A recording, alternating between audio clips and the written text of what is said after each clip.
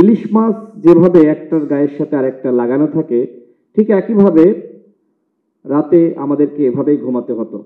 কাউকে যে বলবো যে ছাত্রলীগ এইভাবে নির্যাতন করছে, এই কারণে আসলে হলে আমি থাকতে পারছি না, এটি বলার মতন সাহস আমার ছিল না। কারণ আমি যদি বলি, কেউ যদি ছাত্রলীগের কাছে বলে দেয় তাহলে তো আমাকে মেরে ফেলবে। কারণ আমি তাদেরকে এই চারিত্রিক বৈশিষ্ট্যে দেখেছি যে প্রায় রাতে বিভিন্ন রুমে নির্যাতনের গল্প, নিপীড়ন। আমার বন্ধুদেরকেও দেখেছি। কি অভিযোগ? শিবির করে। এবং যারা এই টাকনুর নিচে পায়জামা পরতো বা প্যান্ট পরতো, তাদেরকে বেশি বেশি সন্দেহ করা হতো।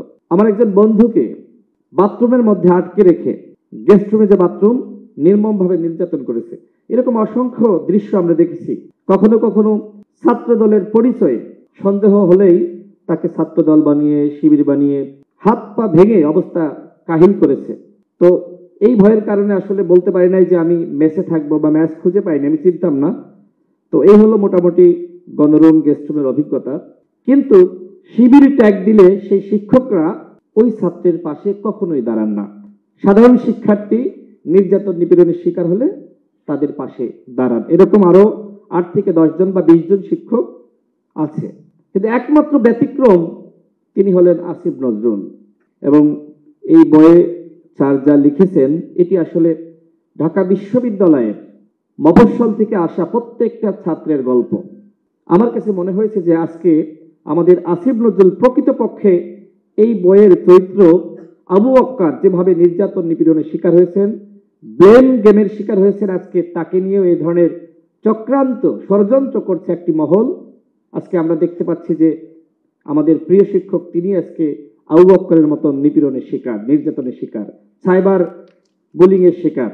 সেই জাহান্নাম থেকে যারা আমাদেরকে মুক্তি দিয়েছেন, এই 24-এর গণ অভ্যুত্থানের ছাত্র জনতা, তাদের প্রতি শ্রদ্ধা। আমাদের প্রত্যেকটা নিপীড়ন, প্রত্যেকটা অন্যায় অত্যাচারের ইতিহাস লেখা রয়েছে এবং তার আরেকটি সাক্ষী হলো এই আবু বক্কর বইটি। গণ অভ্যুত্থানের সাথে এই বইয়ের ইতিহাস অতপ্রতভাবে জড়িত।